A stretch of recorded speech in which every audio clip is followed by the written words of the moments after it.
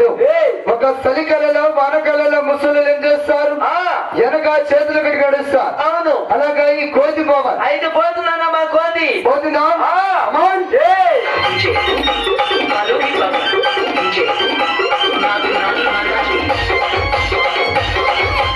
కోతి ముసలు నడిచారు కదా అని.